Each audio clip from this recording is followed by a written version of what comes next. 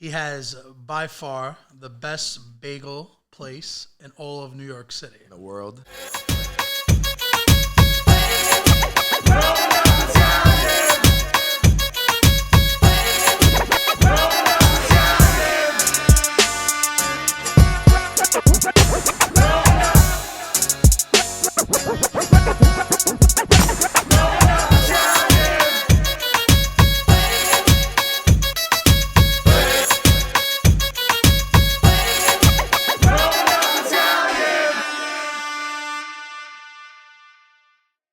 What's up, guys? This is the Growing Up Italian podcast, and today we have my good friend, fellow entrepreneur, fellow business owner, fellow social media guru, Jesse Spellman.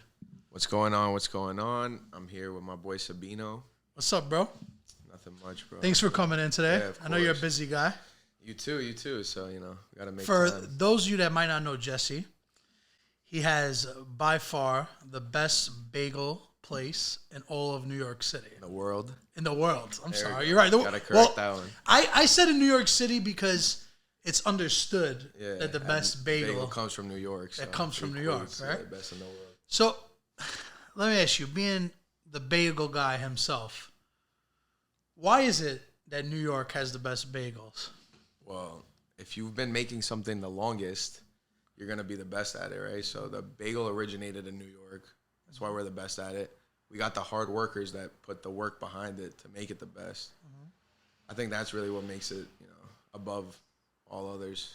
You think it's not the water? It's not the water. That was my follow-up question. Yo, it's not the water. Put me in Florida, I'll make you a good bagel, bro. Yeah? Because a lot of people say there's something with like the pH balance. Is that a... If it was that, they'd filter the water and match it. Because you could take water. Yeah, exactly. That's what people do, though. Yeah, but you never heard of like a good bagel, really in the South or anything. But.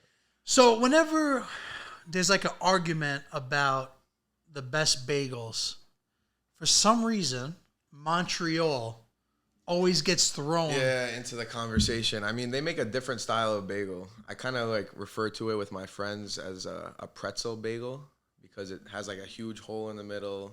It's very thin. Oh, so okay. So it's not really like a New York style bagel. It's Montreal style bagel. A lot of places over there use honey in the mix, so it has like a sweet, crunchy taste to it. And they don't really even like slice it. They kind of like dip it in the cream cheese or butter, whatever they want. Sounds like a pretzel though. Yeah. It's like a pretzel bagel. It sounds like an Aunt Annie's. Yeah, it's a different style. I mean, it's good, but it's not like a New York bagel. That's why. So it's like different ones. I guess you could say it's like a deep dish bagel. Like Chicago style pizza deep dish, and then compared to New York. Tell us a little bit about Utopia Bagels. When did you guys open up? So Utopia's been open 1981 in February. 41 years we're going on. Congratulations. Thank you, brother. And it's a store that's changed a lot over the years. We started in a one very small store, and we have expanded to 3 in the same lot. So we got 3 leases in the same building. And so in other words, you rented the first place. Knocked the wall down. Knocked the wall down. And then, knocked another wall down. Now we got 3. That's God bless, man. Yeah, bro. So it's done a lot. Now, when was the expansions were? The expansion, the first one was about 9 years ago. Okay. Oh, so this is fairly recent. Yeah, recent. It was a classic old place for quite some time. Mm-hmm. And then now we went with more of a mix of classic and modern. Mm-hmm. And the most recent expansion was a year ago. Okay. So you guys still growing? Yeah, we're still growing. That's what Utopia really Bagels makes it special. Is a monster. It's just the growth. Yeah. The growth is everything. Yeah. What do you think is the number one? I mean, because you're in like an area in Queens where you kind of have to go there. Yeah. To go there. A bit of a trip. You know what I'm saying? A lot of people, but to be like one of the best bagel makers, and I think the best bagel in New York. And we ain't even in Manhattan. Exactly. So. People like put in their calendars like when they're gonna come go by. to Utopia Bagels. But what, as a business owner, the son, you're the second generation owner. What's the biggest difference you've seen as far as like what you guys are making too? As more like the customers coming in, like I feel like bagels used to be like bagel with cream cheese. You want to get crazy, cream cheese and bacon. Now we got all the way up to like Philly cheesesteak on a bagel, all this pizza bagel stuff. I feel like we do things and then people follow suit. So like I said, the Philly cheesesteak bagel, I'm pretty sure we were the first ones to do that. And now I see everybody posting, oh, Philly cheesesteak bagel. It's just like new inventions. My dad always likes to joke and says when he smokes a little weed, you know, he'll be like, yo, I got this crazy idea. I mean, that's facts. Pina colada bagel. And like, that's facts, though. We just I mean, that's how I came up with the 90% of my menu. I'll say that. I mean, the best ways is like if you do that and then you go right into the kitchen. Yeah, that's what we like to do. We like to do everything ourselves from scratch. And, you know, as soon as we think of an idea, we're like, all right, let's hop on it. Let's try a few recipes out, do this, do that. Yeah. You know, comes into I see some very big bagels on your feet a lot, too. Yeah, the giant bagel wheels. Yeah, they're 10 pounds? When they have nothing on them, they're 10 pounds. They get up to 30 pounds with the chicken cutlet when we put the lettuce, the tomatoes, you know, all that kind of stuff. When I saw them make their pizza bagel, not pizza bagel, but we call it pizzos, like when we make the 3-footers that are round. Yeah. In our shop, that's what we call it. But you guys call it just like a giant bagel, right?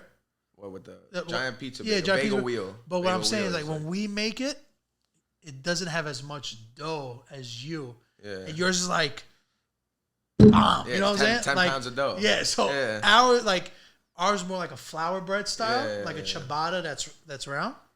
So when I first came by you, I came with New York Nico. He introduced us, and on the way that we were driving to you, he goes, "Yo, you're gonna really like this kid because he reminds me of you." So you gave me the whole tour, showed me the basements, and you guys got like a whole shipping situation with Gold Belly. Gold Belly. And then Nico made like a huge 3-foot bagel with lox and capers and onions, tomatoes, like all that good stuff. The worth it, we call it. How much is that giant bagel? So the one with the lox, the cream cheese, all the fixing and stuff, we charge $200 for. And it serves up to 20 people, 15 to 20 people. I think more. So it's like, I think more. Yeah. We actually had a bacon, egg, and cheese of that for Super Bowl. Yeah, Nico came. He came out. I'm like, bro, why didn't you tell me I would have made anything? And he only took half too. Yeah. And we like, but then I actually even tried this bagel, and I was like, everything seasoning on top. I was like, oh, you got to pull up to the store. Like, this is crazy. Oh, this is crazy. So when he like invited me to come by you guys, I was like, I have to go. Like, and it was a whole experience. And I feel like I really, as a business owner, and like, I really love when I go somewhere and I take things away from it. Yeah. And like, kind of, you know, I left inspired. You know what I'm saying? So I really love what you guys are doing. That, but the big bagels now, right? I see like all my friends are coming in there doing content with it.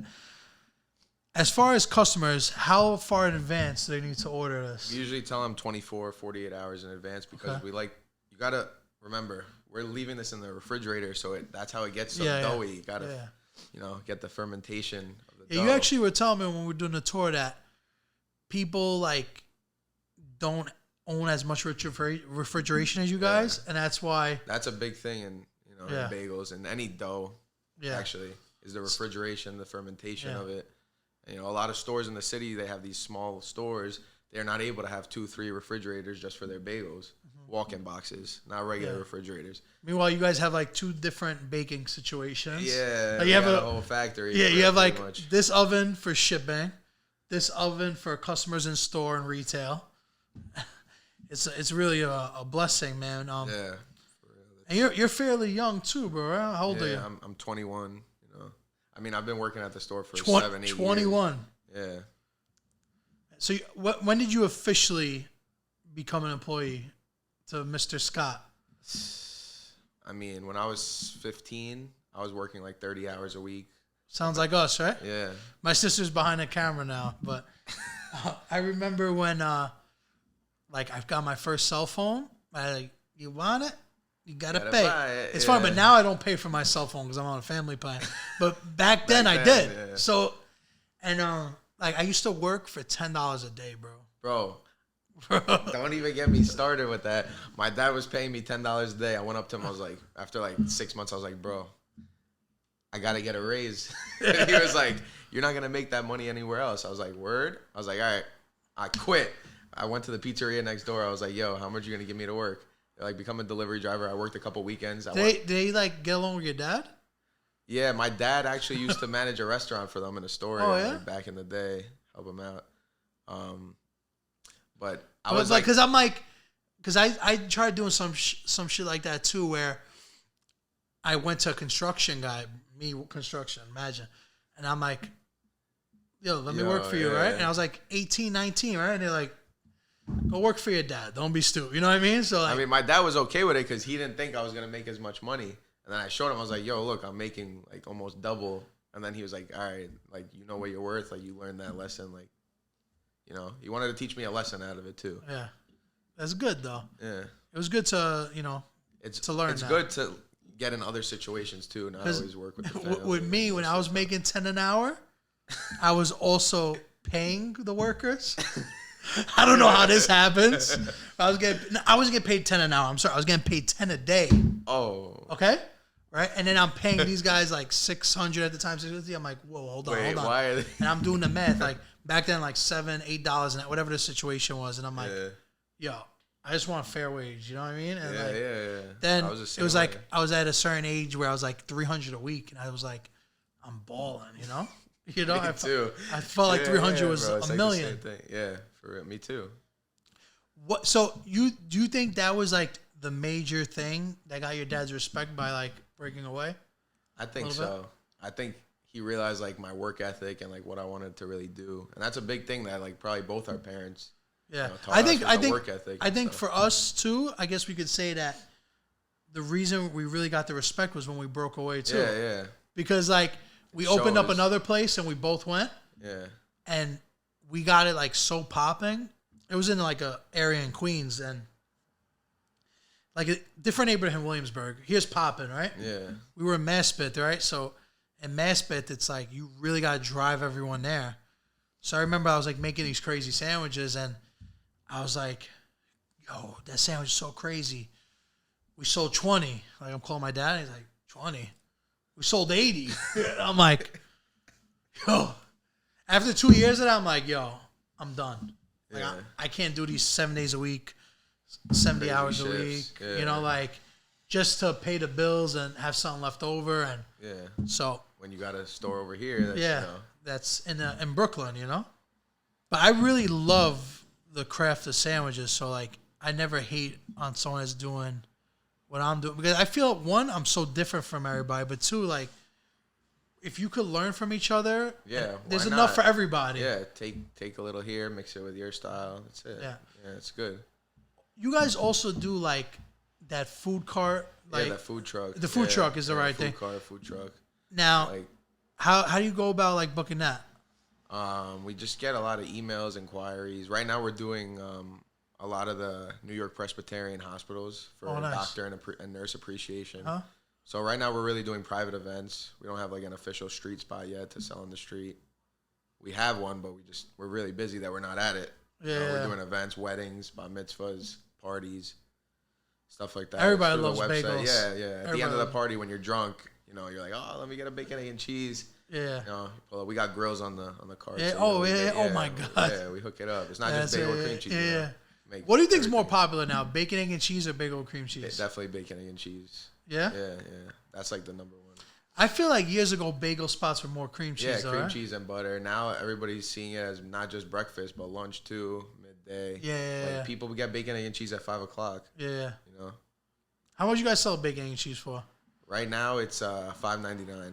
We're actually raising the price. I remember when a bacon, egg, and cheese was $2.50. Yeah. But that's when you get one egg, a couple pieces. Yeah, one egg, one slice of cheese, and two pieces of bacon like that. Yeah. Doing the X. Yeah. Is everything bagel the biggest seller or plain? Yeah, everything in plain, neck and neck. It's pretty close. Neck and neck? Yeah. Then sesame. I feel like plain used to always be one. Yeah, times changed a little bit. Everything is like really, really popular right now. But, over a year span, it's like neck and neck. Because the kids, the little kids, the family's always buying for the family, usually get plain. Yeah, like me, for my kids, I get plain. Plain, yeah. Or the rainbow now, the kids get. Yeah, but you know the problem with rainbows, right? What? The way you eat it is the way it comes out. Yeah, for real. So that's a little trippy. Especially for my little ones, too. Like, I'm like, I see my kids, what's going on? Why does my poopy look like a rainbow? I'm like, sorry. Why is that food coloring Yeah, or the something? food coloring. Yeah. That's always like tripped out to me, man. It's one of those things where I'm like, is this really good for you? I don't know. That's why I always like the everything sesame plain. Yeah, my favorite sesame. Do you sell pumpernickel anymore? Yeah, pumpernickel. Yeah, we got pumpernickel. I remember we used to carry them. Now it's like, because we get a little order every day. Yeah. We used to get a couple pumpernickel. That shit is so gross. Who Really? orders that? I like it. With cream cheese? I mean, I don't even like cream cheese, to be honest. Oh my god! I ate so Sorry, much Philadelphia. Of it. Yeah. But what is someone? So what do you go butter? I go butter. Yeah. Classic. I feel like not a lot of people order butter anymore.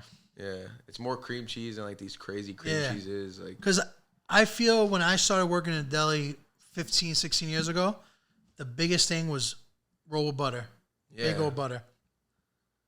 Toasted with butter. Butter roll. Yeah, butter roll. But butter roll was huge, bro.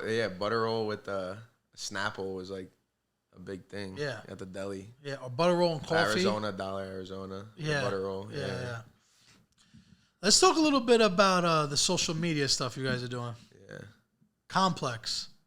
Yeah, those guys help us out a lot. Yeah. On the post. I mean,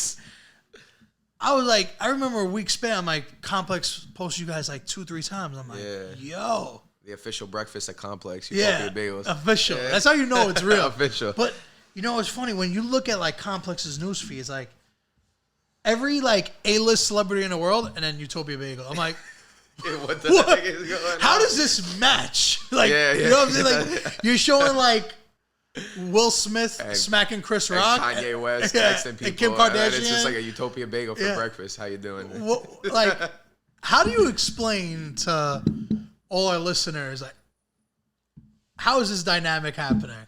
Come to the store and you'll find out. Yeah, I like that. No, but God bless you guys. Yeah, they love the product. They're always at the store. Yeah. They always show love. That's, Yeah. No, man, that's a huge blessing. Yeah. Whenever, like... Complex. A lot of people don't realize. House of Highlights follows us. We're tight with them. They're like the basketball page. I'm trying to get them to throw something up, but they're like, bro, like our whole feed's basketball. Yeah. I'm like, all right, maybe on the story one day. That's funny. I mean, what I really respect is that you know how to get your way in, and then... Yeah. Chill with people don't know how to get what they want without asking for it. And I'll never there's like a routine to things. It just doesn't happen overnight. Listen, if you've been listening to the Growing Up Italian podcast, we've been doing this for a long time, 4 years. And during this journey, we talked a lot about growing up Italian American in the boroughs, especially in Brooklyn. But this time, we want to find out how other people grew up. So Jesse, he might look Italian, but a little Italian. Yeah. Bro, you could pass for Italian. How you doing? I don't. You got the olive skin. Yeah. That's from my Greek side. Yeah, exactly. So you're Greek. Greek. My dad's Jewish. Yeah. But your dad, he reminds me of Italian. Like, your dad, his dad. I love this guy. He grew up in Howard Beach. Yeah. He grew up in Lindenwood. Yeah. So when he heard that, like I live in Howard Beach, he was like, we connected right away. Super happy. Yeah. They call him the Italian Jew. Yeah. Also with Italians, I feel Italians and Greeks get compared to each other so much. A lot. Yeah. Big time, yeah. There's like a famous saying, una faccia, una razza. It means like one face, one race. Yeah. And with us, it's like only this little ocean separates us. Like Italy's been invaded by Greece so many times, and so many people from Greece went to Italy. I'm sure vice versa too. So like, and here, like we kind of live in the same neighborhoods in America. Like Whitestone is like Greek and Italian. I'm sure. Yeah. Howard Beach has some Greeks too. Yeah, exactly. Brooklyn. Yeah, Brooklyn has Greeks and like Bay Ridge. How many Greeks and Italians are there? A lot. So, from your perspective, right? When you think of Italian Americans, what do you think? First word that comes to my mind is like prosciutto. I don't know. I always connect stuff to food, like fresh mozzarella. That's like prosciutto, Sunday meatballs. Yeah, that's Sunday a big Sunday one. Like sauce. A lot of my friends Sunday sauce. Yeah. So like when I went to Jesse's place, his dad's like, "You want to try prosciutto?" I'm like, "I've had it before, but I'll take some." Bro, that was like I was like, "What is wrong with this guy?" The beginning of the prosciutto is always the best too because it's like all the fat and all the juice on it. I was like, I'll take prosciutto de Parma any day. But even though I've had it 100 times yeah. or more. Yeah. What do you think about Italians and like the mainstream though? Like, do you watch like the shows Sopranos and? I've seen a few episodes. I'm not. You're not like I'm not an expert. You know. Yeah. When I talk to like mafias, that's what. Yeah. Yeah. Like mafia and stuff. Yeah. Yeah, mobs. Yeah, I mean, because I feel with Italians, right? Like, what are some like stereotypes you get from Greece? Like Greece, yeah. Greece? I don't even know. Like, do you think people like? I'm trying to like me when I hear something I'm like Malacca, you know? Yeah, that's a Greek. Like when I think of it's more like I don't know gyros. I always think about food. Gyros, tzatziki sauce. Yeah, tzatziki sauce. A lot of seafood. You guys eat a lot of seafood. Octopus is banging. Yeah. Greek octopus. Do you celebrate like Greek holidays? Yeah, like Greek Easter. Like next week's. Yo, you guys are always a little like. That's what bugs me out. Yeah. Like your Easter's a week behind. Week after. A week after. So is this like Palm Sunday, like same day? Coming up, yeah. So like last week was your Palm Sunday. Why is it like that? It's the old Greek calendars. That's just the way that they follow. So who's wrong, us or you? I don't know. We got to see who started first, I guess. I think probably. I'm assuming that the Greek calendar started first. Yeah. I mean, Greek history in general. That's a stereotype for Greeks. They always think they did everything first. There you go. Well, like, we invented this. And it's like, nah, you didn't. Yo, but I love, like, I'm not going to say, like, I'm an expert in Greek mythology and all that, but it always, like, interests me. Like, I'm not one of those that, like, study it and anything, but, like, just the artwork of it and tattoos of it. Like, that's so, like, super popular in our culture now. But do you, like, as a Greek, Greek American, is that something you guys, like, always, like, look up and stuff? Is it part of the culture, the mythology? Yeah, of course. Yeah? Yeah, that's what we learned growing up in school, a lot of that stuff. Do you have, like, a favorite? What, Greek god? Yeah, a Greek god or anything? For when I was little, for some reason, I always like Hermes. He's, like, the messenger. That? What does he look like? I think we got to make it pop up on the screen. He's like a skinny guy, not too like big buff like how you're normally thinking. He's like Hercules? He was in Hercules, like the little guy with the wings? Yeah, he flies around, he delivers messages. Oh, that's cool. Like he's like the messenger for the Greek gods. I don't know, I just always found him interesting. Yeah, like Poseidon too. Yeah, Poseidon, he's cool. What does he do again? I forget. He's the ocean, the king of the ocean. Yeah, the king of the ocean. And then Zeus is like the main. The main. Like, God, yeah. Give us some others, maybe. Zeus, we'll learn some today. Athena is a Greek one. Yeah. Every Greek girl I know is Athena. For real. Another thing about Greeks are Old George too. Yeah, Old George, Nicholas. Yeah. Stuff like that. Yeah, they all use the same name. So Athena's the goddess of love? Yeah. I'm missing some. Poseidon, Zeus, Athena, Hermes. There's Hercules, yeah. There's a lot of girl ones that a lot of people don't know about too. What are some girl ones? What about Haiti? We said Haiti isn't Haiti the underground? I'm not sure. He is in Hercules. Yeah. What are some of the best? All right, now Greek cuisine. Like one thing I learned from eating at Greek restaurants, saganaki. Yo, saganaki. Fire. You want to try some fire saganaki? Yeah. Yes. You gotta go to my boy's restaurant at Nasa Taverna. I don't know if you've ever been over there. They have one in Astoria. We eat there, right? In Midtown. They have one in Astoria, one in Midtown in the city. Yeah. The Celine. Yeah. The Celine. Yeah. Bro, the saganaki there, they do it like a little bit of a different style. Usually saganaki is just like fried cheese served on the plate. Mm-hmm. They put it in a hot plate and they melt honey over it with sesame seeds. Yo, that sounds interesting. That shit is fire, bro. When I had saganaki the first time, I felt like I ate melted caciocavallo. It's like this cheese that nobody really know, like not a lot of people know, like mainstream. Yeah, same. A lot of people don't know about the saganaki either. But when I had that, I was like, yo, that's fire. Bro, I know, like, when something's good, I'm going to find out about it, you know? Especially when it comes to food. Yeah. That's why as far as, like... Connects people. Sure. Yeah, food is the number one thing that's why we're sitting right here, right? Yeah. What, like, what's a typical Sunday dinner in a Greek? Do you guys do like the Sunday dinner as like a must in a Greek household? It's not like when my Italian friends are like, "Yo, I gotta be home by 4 for Sunday dinner." I'm like, first of all, 4 o'clock is not even dinner time. Like, yeah. So, like, do you guys have something similar? Or? It's like mostly, I feel like Greeks eat later, or a big thing for Greek people is breakfast. They have like a toast. It's called a toast. Toast. A toast. What's a toast? It's like a slice of ham, cheese, and like pressed.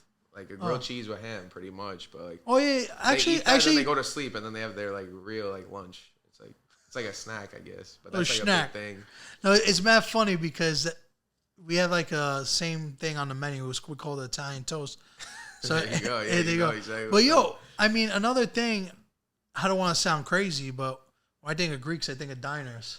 Yeah, like every diner. Every Greek owns a diner is owned by the Greeks. That's a big stereotype. How did that happen? 100 of them. They came here and they were just like, all right, we're gonna open up, and then they wanted to make everything on the menu, and it just turned in. They owned all the diners. That's like the guy always sitting in the front is always a Greek guy, right? He's like, okay, come to the table, you know.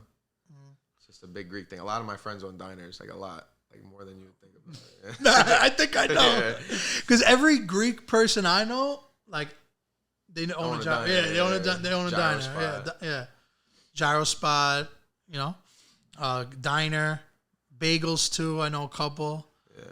So yeah, you guys are like, a lot of you are super hardworking. You know, it's just amazing what people that come from a different place, right? Travel an ocean, come here and make something of themselves, right? Yeah. And here we are today. We're both super blessed because of some sacrifices our parents did for us, and we even get the chance to sit down here and do this. I was just making sure that I was gonna hit the light, but thank you so much for your time, bro. I enjoyed this. I'm gonna put in the bio like where to follow you, but if you were in New York City, anywhere close to the 5 boroughs, gotta make a day to come to Utopia Bagels. Make sure you buy some of their merch. Yeah. And if you can't make it there, okay, you're gonna visit Utopia Bagels on Instagram, and you're gonna buy some on Goldbelly. Yeah, okay, nationwide, Hawaii, Alaska, 50 states. God bless. Thank you for your time, brother. Of course, bro. Appreciate you.